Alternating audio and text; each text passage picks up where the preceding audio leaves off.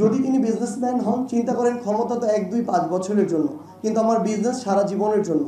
কারণ আমার মনে হয়েছে যে আমরা অর্থনীতির কথা চিন্তা করব, অথচ আমাদের যে খেটে খাওয়া মানুষ, প্রায় 60-70% মানুষ, যাদের আসলে এত কষ্টের জীবন ধারণ প্রত্যেক দিনের হিসেব প্রত্যেক দিন করতে হয়, তাদেরকে কিভাবে আমাদের কিছু চক্র, কিছু মানুষ জিম্মি করে ফেলছে। এবং আমরা যদি আমাদের অর্থনীতিকে উত্তরণ করতে চাই, অল্প কিছু মানুষের কাছে আমাদের জিম্মি হওয়া থেকেও আমাদের উত্তরণ ঘটাতে হবে।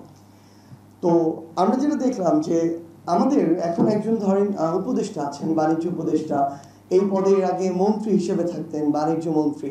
তো আপনি উপদেষ্টাই বলুন আর বাণিজ্য মন্ত্রী বলুন, আমি শুধু এখনকার সময় বলছি না, পূর্বের সময়ের কথা বলছি, একসাথে ওভারঅল এই জায়গাটাতে যে মানুষটা বসেন, দুইটা ভাগে হতে পারে। একদম খুব সাদামাটা ভাবে যদি ভাগ করি, হয় তিনি বাণিজ্য সংশ্লিষ্ট অর্থাৎ বড় একজন বিজনেসম্যান, যার এক্সাম্পল এখন আমরা দেখতে পাচ্ছি ওই ফ্যামিলির একজন মানুষ, অথবা যেটি দেখা যায় যে যার বড় বড় বিজনেসম্যান, তাদের একজন স্টেক হোল্ডার, অংশীদার, তাদের একজন শেয়ার হোল্ডার। এটা প্রত্যক্ষভাবে না, প্রচ্ছন্নভাবে, পরোক্ষভাবে যে শেয়ার আসলে তারা সরাসরি এখানে নেন না, মানুষ দেখেনও না, যে শেয়ার জমা হয় হয়তো বা ওই যে আমাদের ওয়েস্টে গিয়ে আর কি।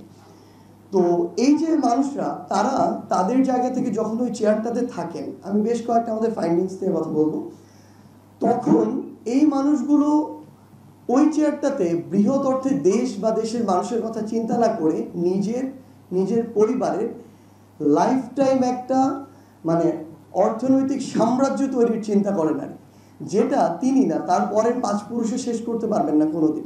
এই জায়গাটাতে তাদের মাথায়, যদি তিনি বিজনেসম্যান হন, চিন্তা করেন ক্ষমতা তো 1, 2, 5 বছরের জন্য, কিন্তু আমার বিজনেস সারা জীবনের জন্য, আমার পরবর্তী প্রজন্মের জন্য।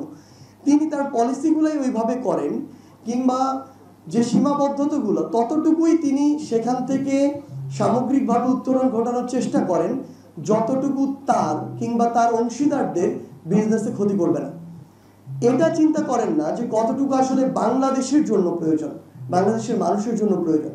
সো এই জায়গায় তাদের কাছে দেশ এবং দেশের মানুষের আগে ব্যক্তি স্বার্থটা প্রাধান্য পায়।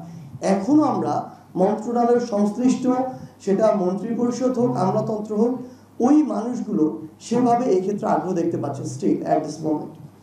এরপরে যে জিনিসটা হয়, এখানে মন্ত্রণালয়ের সংশ্লিষ্ট যারা আমলাতন্ত্রের বিভিন্ন পদে যে মানুষগুলো রয়েছে, আমলারা, সেটা স্থানীয় প্রশাসনে ইউএনও ছিলেন, তারা এক সময় ডিসি ছিলেন, এখন আমলাতন্ত্রের বিভিন্ন জায়গায় আছেন। তারা তাদের জায়গায় বিভিন্ন প্রোগ্রাম, এটা ব্যক্তিগত হতে পারে, পারিবারিক হতে পারে, প্রাতিষ্ঠানিক হতে পারে, এই প্রোগ্রামের জন্য কিছু বড় বড় বিজনেসম্যানের কাছে যান, কমিউনিটির কাছে যান, গিয়ে স্পন্সর নেন, যা প্রয়োজন তার চেয়ে অনেক বেশি নেন, কিছু নিজের পকেটে ঢোকান। এইভাবে স্পন্সর নিয়ে তারা ওই প্রতিষ্ঠানগুলোর কাছে এক প্রকার জিম্মি হয়ে যায়। এরপরে এই মানুষগুলোকে ব্যবহার করে ওই প্রতিষ্ঠানগুলো তাদের জায়গা থেকে মানে যত রকমের অসৎ সুযোগ সুবিধা নেওয়া যায় সেটা নেয়, ফলে এই কন্ট্রোলটা তারা প্রশাসনিকভাবে করতে পারেন না।